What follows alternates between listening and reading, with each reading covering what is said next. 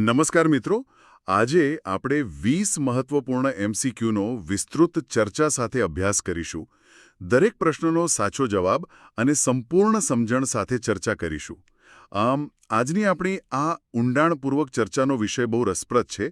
આપણે ધોરણ 11 ગુજરાતીનું પ્રથમ કાવ્ય નાવિક વળતો બોલ્યો એના વિશે વાત કરીશું. એ ટાટ જેવી ઉચ્ચતર માધ્યમિક પરીક્ષાઓ માટે આ પ્રકરણ ખૂબ જ અગત્યનું છે. એટલે આપણો હેતુ ખાલી જવાબો ગોખાવાનો જરાય નથી. આપણે દરેક જવાબ પાછળનું કારણ અને સાહિત્યિક મહત્વ સમજીશું. બિલકુલ. એટલે ગોખણપટ્ટી નહીં કરીએ તો આપણે સીધા પ્રશ્નો પર જઈએ. પહેલો પ્રશ્ન છે, નાવિક વળતો બોલ્યો કાવ્યના સર્જક કોણ છે? વિકલ્પો છે: એ. નરસિંહ મહેતા, બી. પ્રેમાનંદ, સી. ભાલણ કે ડી. શામળ. 2-3 સેકન્ડનો પોઝ. સાચો જવાબ છે સી. ભાલણ. અહીં પરીક્ષાર્થીઓએ ખાસ એ નોંધવું જોઈએ કે ભાલણ 15મી સદીના ઉત્તરાર્ધ અને 16મી સદીના પૂર્વાર્ધમાં થઈ ગયા. આ સમયગાળો પરીક્ષા માટે ખાસ યાદ રાખવો. સમયગાળો તો વારંવાર પૂછાયા જ છે. હવે આગળનો પ્રશ્ન જોઈએ. પ્રશ્ન 2. કવિ ભાલણનું અન્ય કે મૂળ નામ શું હતું? વિકલ્પો છે: એ. પુરુષોત્તમ, બી. પરમાનંદ, સી. ગોવર્ધનરામ, ડી. શ્યામદાસ. 2-3 સેકન્ડનો પોઝ. આનો સાચો જવાબ છે એ. પુરુષોત્તમ. ભાલણ તો એમનું પ્રચલિત નામ હતું, પણ મૂળ નામ પુરુષોત્તમ હતું. આ એક એવો પ્રશ્ન છે જે ઘણીવાર ભૂલ કરાવે છે. સાચી વાત છે. સાહિત્યકારોના મૂળ નામ તો અવારનવાર પેપરમાં જોવા મળે જ છે. તો હવે પ્રશ્ન 3. ભાલણનું વતન કયું હતું?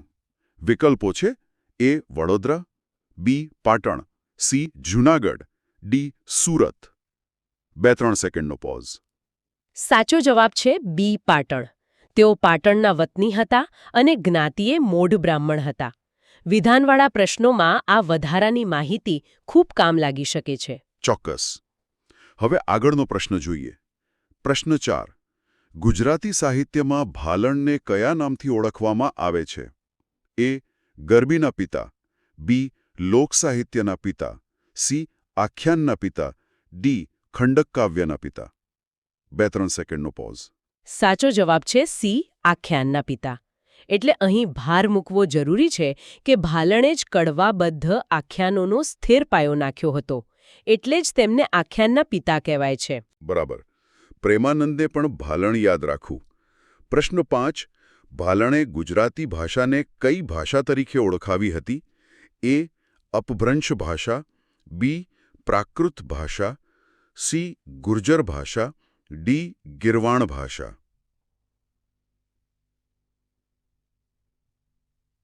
જવાબ છે સી. ગુર્જર ભાષા. ગુજરાતી ભાષાને સૌથી પહેલા ગુર્જર ભાષા તરીકે ઓળખાવનાર ભાલણ જ હતા. આ ભાષાકીય ઇતિહાસનો બહુ મોટો અને અગત્યનો પ્રશ્ન છે. બિલકુલ. તો કવિ પરિચય પછી હવે આપણે કાવ્યના મુખ્ય સંદર્ભ તરફ આગળ વધીએ. પ્રશ્ન 6. નાવિક વળતો બોલ્યો કાવ્ય કયા મહાકાવ્યના પ્રસંગ પર આધારિત છે? એ. મહાભારત, બી. વાલ્મીકી રચિત રામાયણ, સી. ભગવદ્ ગીતા, ડી. રામચરિત્રમાનસ. 2-3 સેકન્ડનો પોઝ. આનો સાચો જવાબ છે બી. વાલ્મીકી રચિત રામાયણ. આ કાવ્યના કેન્દ્રમાં મૂળ વાલ્મીકી રામાયણનો જે પ્રખ્યાત કેવટ પ્રસંગ છે તે વર્ણવવામાં આવ્યો છે. એ કેવટ પ્રસંગ જ આખા કાવ્યનો આધાર છે. હવે આગળનો પ્રશ્ન જોઈએ. પ્રશ્ન 7. નાવિક કોને પોતાની હોડીમાં બેસાડવાની ના પાડે છે? એ. સીતાને, બી. લક્ષ્મણને, સી. શ્રીરામને, ડી. વિશ્વામિત્રને.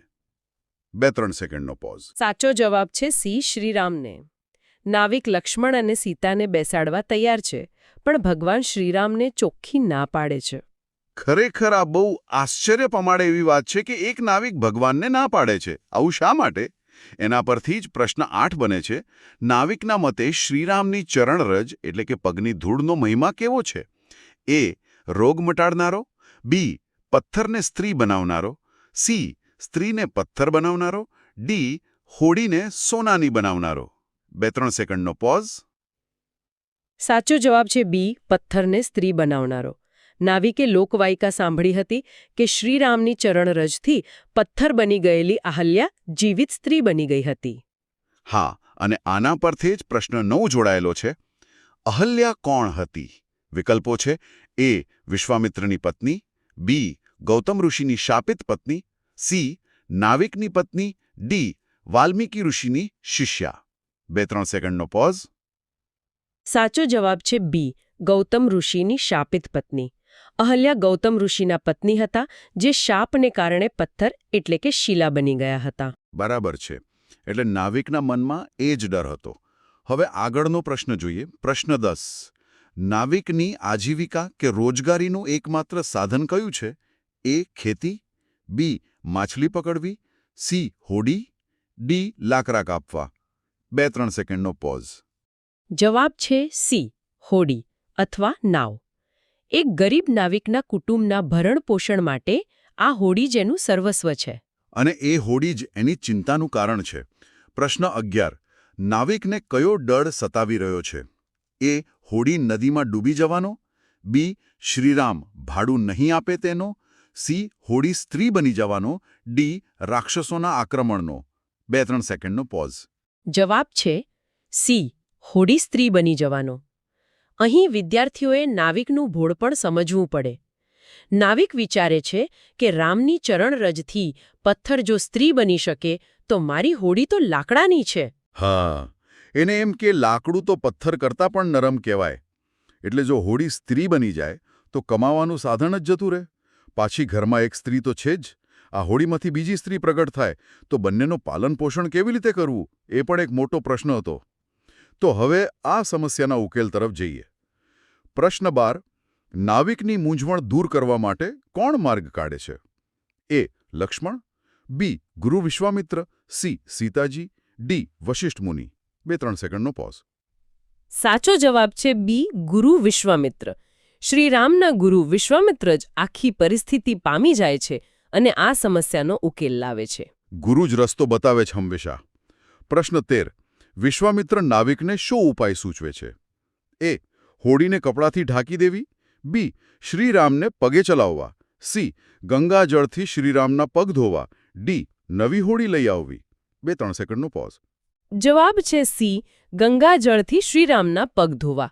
વિશ્વામિત્ર બહુ બુદ્ધિપૂર્વક કહે છે કે ભાઈ તું પગ ધોઈ નાખ એટલે ચરણરજ ધોવાઈ જશે અને તારી હોડી સ્ત્રી બનતા બચી જશે. આ બહુ જ ચતુરાઈભર્યો ઉપાય હતો. હવે આગળનો પ્રશ્ન જોઈએ. પ્રશ્ન 14. કાવ્યમાં અશરણ શરણ શબ્દ કોના માટે પ્રયોજવામાં આવ્યો છે? એ. નાવિક માટે, બી. વિશ્વામિત્ર માટે, સી. ગૌતમ ઋષિ માટે, ડી. શ્રીરામ માટે. 2-3 સેકન્ડનો પોઝ. સાચો જવાબ છે ડી. શ્રીરામ માટે. અશરણ શરણ એટલે નિરાધારના આધાર. આ શબ્દ ભગવાન શ્રીરામ માટે વપરાયો છે. પરીક્ષાર્થીઓએ નોંધવું કે શબ્દ સમૂહ માટે એક શબ્દમાં પણ આ ખૂબ ઉપયોગી છે. હા, વ્યાકરણ માટે બહુ અગત્યનો શબ્દ છે. પ્રશ્ન 15. નાવિક શ્રીરામના પગ શેનાથી પખાડે છે એટલે કે ધોએ છે? એ. નદીના સાદા પાણીથી, બી. ગંગાજળથી, સી. દૂધથી, ડી. આંસુઓથી. 2-3 સેકન્ડનો પોઝ. સાચો જવાબ છે બી. ગંગાજળથી. વિશ્વામિત્રના કહ્યા પછી સંતોષ પામેલો નાવિક ભગવાન શ્રીરામના ચરણ ગંગાજળ લઈને પખાડે છે. અહીં પખાળવા શબ્દ પરથી જ આપણો 16મો પ્રશ્ન છે. સંસ્કૃત શબ્દ પ્રક્ષાલન પરથી ગુજરાતીમાં કયો તળપદો શબ્દ બનેલો છે? એ. પખાળો, બી. પાષાણ, સી. પેર, ડી. સહી. 2-3 સેકન્ડનો પોઝ. સાચો જવાબ છે એ. પખાળો. વ્યાકરણની દ્રષ્ટિએ જોઈએ તો ચરણ ધોવાની ક્રિયા માટે સંસ્કૃતનો જે પ્રક્ષાલન શબ્દ છે એના પરથી જ આપણો તળપદો શબ્દ પખાળો બન્યો છે. ભાષાનો વિકાસ સમજવા માટે આ સરસ ઉદાહરણ છે. હવે પ્રશ્ન 17. નીચેનામાંથી કયું આખ્યાન કવિ ભાલણનું નથી? એ. નળાખ્યાન, બી. ધ્રુવાખ્યાન, સી. સુદામાચરિત, ડી. જાલંધરાખ્યાન. 2-3 સેકન્ડનો પોઝ. સાચો જવાબ છે સી. સુદામાચરિત. અહીં એલિમિનેશન મેથડ બહુ કામ લાગે. નળાખ્યાન, જાલંધરાખ્યાન અને ધ્રુવાખ્યાન ભાલણની કૃતિઓ છે. પણ સુદામાચરિત એ નરસિંહ મહેતાની કૃતિ છે, એ ખાસ યાદ રાખવું. એકદમ સાચું. હવે આગળનો પ્રશ્ન જોઈએ. પ્રશ્ન 18. કાષ્ઠ શબ્દનો સમાનાર્થી શબ્દ શું થાય છે? એ પથ્થર, બી પાણી, સી લાકડું, ડી ચરણ. 2-3 સેકન્ડનો પોઝ. જવાબ છે સી લાકડું. કાષ્ઠ એટલે લાકડું. નાવિકની હોડી કાષ્ઠની બનેલી હતી એટલે જ એને પથ્થર કરતાં વધારે ડર લાગતો હતો. બરાબર. હવે પ્રશ્ન 19. પગ ધોવા દીધા પછી શ્રીરામ કઈ રીતે હોડીમાં બેઠા? એ ગુસ્સે થઈને, બી હસીને, સી રડતા રડતા, ડી ગંભીર થઈને. 2-3 સેકન્ડનો પોઝ. સાચો જવાબ છે બી હસીને. નાવિકના ભોળપણ અને વિશ્વામિત્રની કુનેહ પર માર્મિક હાસ્ય કરતા ભગવાન શ્રીરામ હસીને નાવમાં બેઠા. આ બહુ જ સુંદર દૃશ્ય છે કાવ્યનું. અને હવે આપણો છેલ્લો પ્રશ્ન 20. નાવિક વળતો બોલ્યો, આ રચના ભાલણના કયા સંગ્રહમાંથી લેવામાં આવી છે? એ દશમ સ્કંદમાંથી, બી કાદંબરીમાંથી, સી ભાલણના પદોમાંથી કે ડી રામબાલચરિતમાંથી? 2-3 સેકન્ડનો પોઝ. સાચો જવાબ છે સી ભાલણના પદોમાંથી. આ પ્રસ્તુત કાવ્યકૃતિ સીધી જ ભાલણના પદો નામના સંગ્રહમાંથી લેવામાં આવી છે. સાહિત્યિક સ્ત્રોત આધારિત પ્રશ્નો વારંવાર પરીક્ષામાં પૂછાય છે એટલે આ યાદ રાખવું બહુ જ જરૂરી છે. બરાબર છે. તો આ સાથે આપણા 20 પ્રશ્નો પૂર્ણ થાય છે. આ ઊંડાણપૂર્વક ચર્ચાના અંતે એક અંતિમ વિચાર રજૂ કરવા માંગશો? ચોક્કસ. વિચારો કે એક સામાન્ય નાવિકનું ભોળપણ અને એની રોજીરોટીની ચિંતા સાહિત્યમાં કેવું અદ્ભુત સર્જન ઊભું કરી શકે છે. એક તરફ ભગવાન પ્રત્યેની અપાર શ્રદ્ધા છે અને બીજી તરફ પોતાનું ઘર ચલાવવાની વાસ્તવિક ચિંતા. આ જ તો સાહિત્યની સાચી સુંદરતા છે, જે સ્પર્ધાત્મક પરીક્ષાઓમાં પરીક્ષાર્થીઓની સમજણની સાચી કસોટી કરે છે. બહુ જ સરસ વાત ભાઈ. એકદમ વાસ્તવિક. તો મિત્રો, જો વિડીયો ગમ્યો હોય તો લાઇક, શેર અને સબસ્ક્રાઇબ કરવાનું ભૂલશો નહીં. વધુ આવી જ શૈક્ષણિક માહિતી માટે અમારી ચેનલ સાથે જોડાયેલા રહો.